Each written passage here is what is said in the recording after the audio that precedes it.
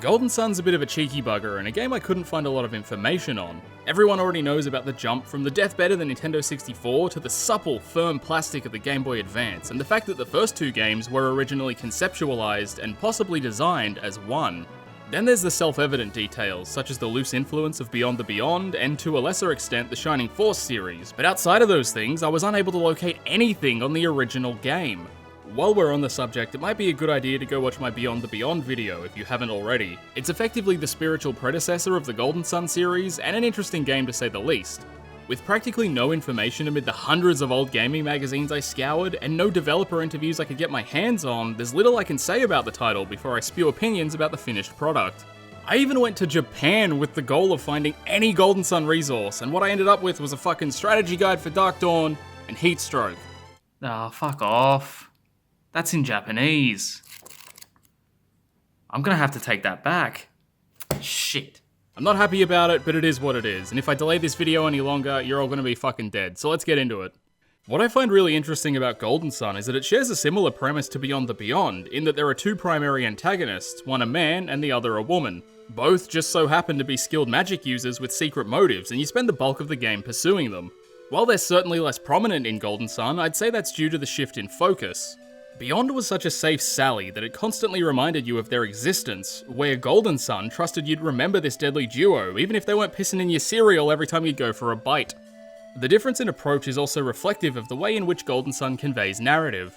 The journey's less about the grand scheme of things, and more about where you currently are and what's directly affecting you at this point in time.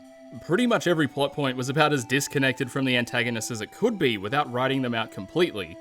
Don't get me wrong, the game isn't shy about reminding you of your ultimate goal, but every piece of the puzzle is about as localized as it gets. Sure, the entire thing, when completed, forms a larger picture, but every individual piece contains its own standalone image, where events wrap up nicely before moving on.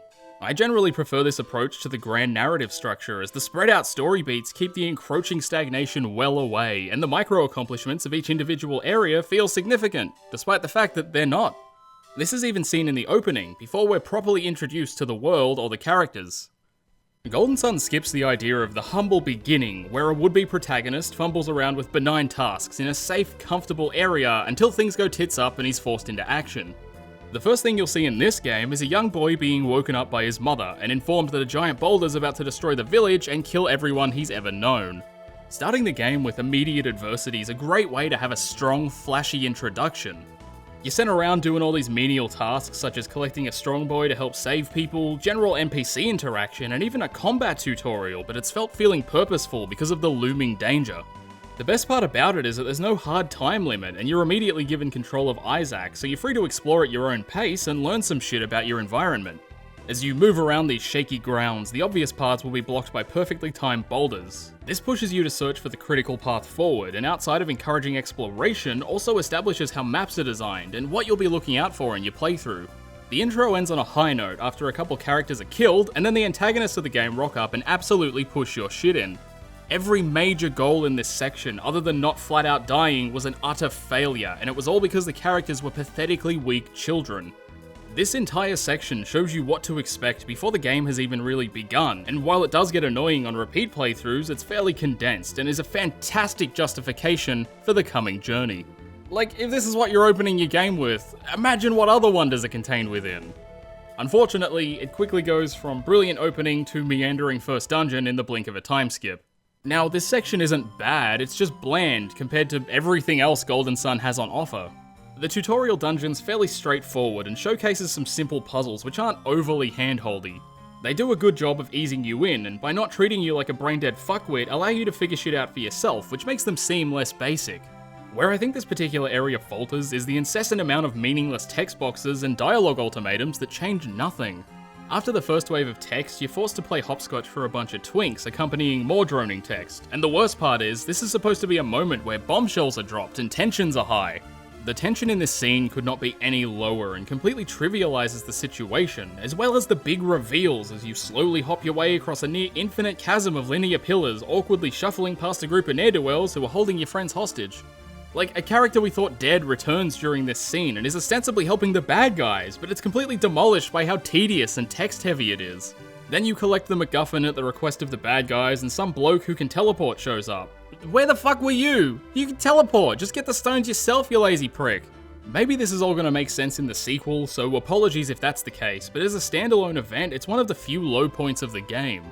The text also accompanies a squeaky sound effect, which is a stand-in for voice acting, and I actually enjoyed this. There are different pitches and tones for the characters, and if it makes your ears bleed, it can be disabled. I honestly think it adds a lot of charm to the dialogue, but to each their own. After this is all over, the game can actually end right there if you tell some bloke you don't want to go on his stupid quest to save the world. What's even cooler is that if you do get this game over, you can simply resume from that point, so the devs fuck with you, but not at the expense of your time. I also appreciated the necessary tweaks to puzzle sections, and it seems like Camelot learned some hard lessons from Beyond the Beyond. As I mentioned in my last video, Beyond was full of these creative, often challenging puzzles, but the flow was murdered by random encounters. Golden Sun fixed this by simply disabling encounters in puzzle-heavy sections and significantly reducing them where the puzzles were lighter. There was a trade-off though, in that we no longer have any 200 IQ puzzles, but they haven't been simplified to an insulting degree and still require some interesting practical applications.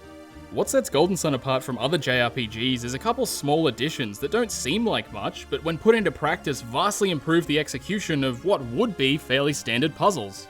Plenty of solutions to said puzzles are solely reliant on usable abilities called synergy. These are effectively magic spells and expend a resource called synergy points, a stand-in for MP. Now, magic points in games are usually a commodity and are saved for boss fights or out-of-battle healing due to the limited availability. Golden Sun says, nah, that's for babies, and firmly integrates the use of synergy into puzzles, general traversal, and even NPC interactions. The obvious flaw to this idea is that with such a heavy reliance on a finite resource, you'd constantly be running out of PP, but don't stress. There's plenty of PP to go around. Camelot are pretty on the ball and made sure that these points are always readily available when you need them the most. As you walk, they automatically regenerate, which guarantees you're never left high and dry when you require the abilities the game's designed around. If you get to a particular part that requires more PP than you currently have, simply do a bit of cardio when you're golden, son. These skills can be bound to the shoulder buttons for quick access, so a repetitious requirement of the same mechanics doesn't bog down progression.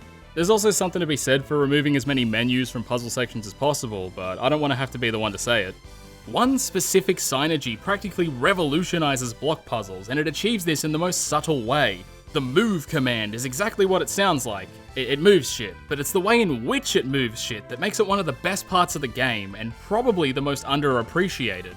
So move conjures this giant mind hand which can push or pull a movable object in any of the primary directions.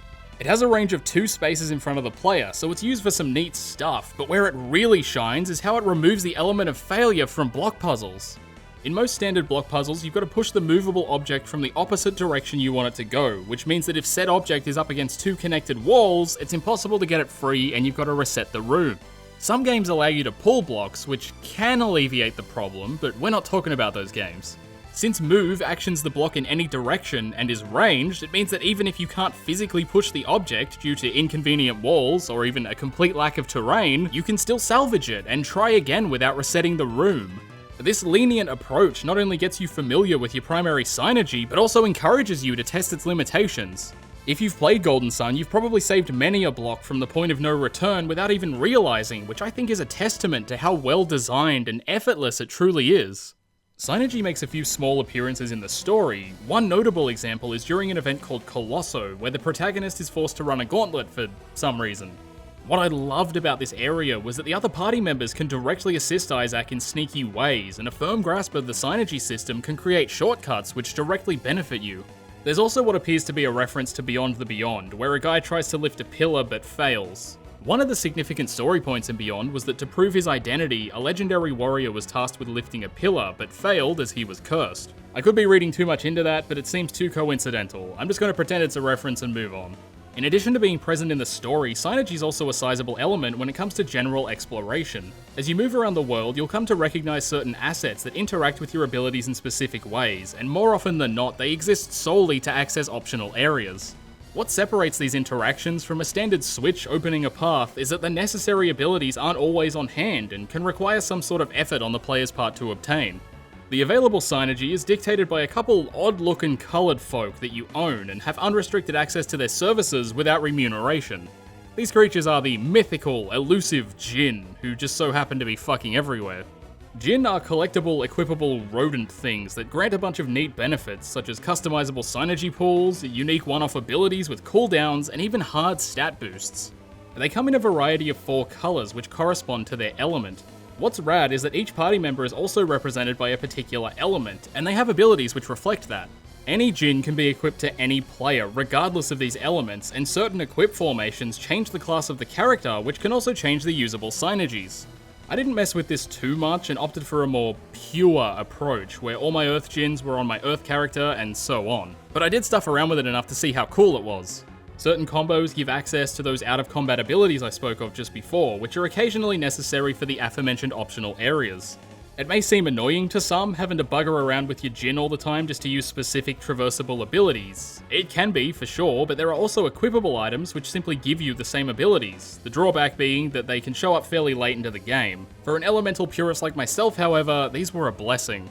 I mostly kept the elements pure because of a move called Ragnarok, which was easily Isaac's strongest attack, and every time I mixed and matched Jin, I'd lose it. Outside of that one ability though, the classes you could obtain by mixing the elements were significantly stronger than pure builds, but I'm a simple man. Searching through pot and pot-like objects returns from Beyond the Beyond. Or I guess returns from Dragon Quest, but Golden Sun introduces an ability called Vision, which makes it way better. This move's found about halfway through the game, and when used near pots with items inside, they emit a distinct glow. This reduces time spent mindlessly scouring every single pot in the entire game, but it isn't introduced so early that manually searching is rendered redundant. I also don't recall being told that Vision works in that way, which means that the usage is a huge boon for those who bothered to test the limitations of otherwise story-specific abilities. While the pointless checking of pots is made redundant, you'll still be required to check the overworld for Jin that appear in random encounters.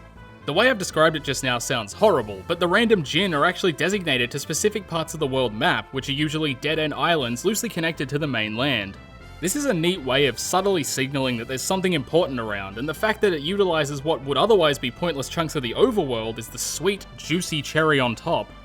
The world map also has a zoom out function, which can help reduce random encounters and give you a better sense of your environment. Since the map is largely green, grassy plains, this did a great job of distinguishing the areas from one another. Unfortunately, I can't say the same for the events and areas contained within.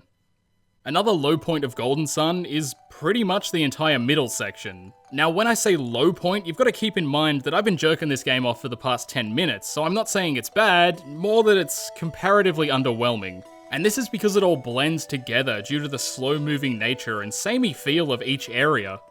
There's very little which is distinct and memorable throughout the middle section, but it's okay because the early and late game more than make up for it. I've already spoken a fair bit about the early section, but there's one rad thing I've yet to mention, and that's how the game isn't as linear as I thought. Not too long after you leave the first town, you'll find a man who has been turned into a tree. Speaking to nearby NPCs will drop some mad hints that you're supposed to head east through a poorly constructed barricade. I went west. Turns out that if you do head west, you're not barking up the wrong lighthouse and can immediately recruit Mia and have a little meet up with the antagonist before heading back to do the forest section. Not only does this save a trip back to the tree after the lighthouse, which is what you'd normally have to do, but Mia also has a few lines of dialogue where she's not usually present. At first, I thought I'd done some sequence breaking shit because the lighthouse is quite a bit more difficult than the alternative, but it turns out the order is completely optional. If there's one thing I love in games, it's being rewarded for going off the beaten path. I fucking love it. The late game also grants the player some minor rewards for returning to some of the earlier towns. Going back to the starting village, we'll see a few cutscenes where we discover that the protagonist's mother is ill, and returning to the house of one of the secondary party members displays a heartwarming reunion. There's an event in the early game where you capture a couple of thieves in a town, and if you return to that town, you'll discover that they've fled, which guides the player towards an optional dungeon. I'm not sure if this story event is what makes the dungeon accessible, but you're definitely fed hints about it, which is fantastic. With all this said, despite the middle game being a bit of a drag, it still has consistently killer visuals and a soundtrack full of bangers, to the point where I felt nostalgia for a game I'd never played. The characterization and charm this game exudes is next level and incredibly impressive for a Game Boy Advance title. Gotta say though, I fucking hate Ivan. He's a weedy, slimy little bitch running around sneakily reading the minds of unsuspecting people and trees. Like, mind your own business, you little prick. Mia's fucking great though. She's one of my favorite underage girls in video games. Hopefully the Lost Age has like a time skip or something. I've been talking for quite a while and I still haven't mentioned the combat, so let's fix that. It doesn't stray too far from conventional battles in JRPGs, but it does do some neat shit. The neatest of which was taking the obnoxious camera fuckery from Beyond the Beyond and tweaking it to make it not awful. The way it exists in Golden Sun is largely subtle perspective shifts which lead the eye and accentuate the small amount of action, which is much nicer than a static camera. It also lacks the faux action button mashing roulette also featured in Beyond, which I think speaks for itself. Equipping different types of weapons changes the sprite in battle, which I've always appreciated, and certain weapons have useful, visually interesting critical hit effects. Some even come with secondary effects such as paralysis and whatnot, and they're pretty fucking rad. However, that's all vanilla shit compared to what the Jin can do. As I mentioned before, equipped Jin grant you hard stat boosts, but they also give you usable abilities in combat, which, when triggered, unequip the Jin, removing the stat gain. You might be thinking, oh, that's a no-brainer, just leave them equipped. If only it were that simple. When Jin are in standby, they add a single elemental orb to your orb pool, which can be used to summon creatures that do immense amounts of damage. So there's this incentive to use their individual powers to store elemental orbs, which then grant you an extra super powerful attack at the cost of a few measly stat points. This cheeky Jin shuffle is a fantastic risk-reward system where a sustained debuff can be instituted for a heavy short-term burst of damage. I didn't use this too much, and whenever I did, it'd put me in some iffy situations. The only time I genuinely required it though was against the super boss, Deadbeard. That motherfucker had me on the ropes, and with a few turns remaining before my demise, I cracked a couple summons and just edged out a victory. I think I would have used the summons more had I a genuine need. The game's quite easy, and the only times I was pushed anywhere near a game over were the aforementioned super boss and doing the lighthouse section early, both of which were optional. One final note on Jins before I take Cameltoe Software's penis out of my mouth. After using their abilities, they have cooldowns, which either require a certain amount of turns or steps outside of combat. If you're outside of combat, a ding sound will play when a Jin is recharged, alerting the player. This is a fantastic, unintrusive way of keying the player into critical information, and I love it. Thank you, Cameltoe Software. Let's wrap up. Golden Sun is what Beyond the Beyond could have been had it stuck to a more simple, traditional approach in terms of gameplay, instead of trying to reinvent the wheel and be different for the sake of it. I'm genuinely excited for The Lost Age, as I didn't expect to have such an enjoyable time with the first game, and from what I've heard, the second is stronger in pretty much every way. My only hopes for the next game are a more fitting difficulty, a solution for the mid-game gloom, and some sort of resolution for the events of the plot. Whatever awaits, I'm really looking forward to it, so I'll end with this. Thank you, Cameltoe Software. You've made a fucking fantastic game. As always, I've been Uncle Daddy's Mean Bean Machine, and with any luck, I'll see you next time. Thanks for watching.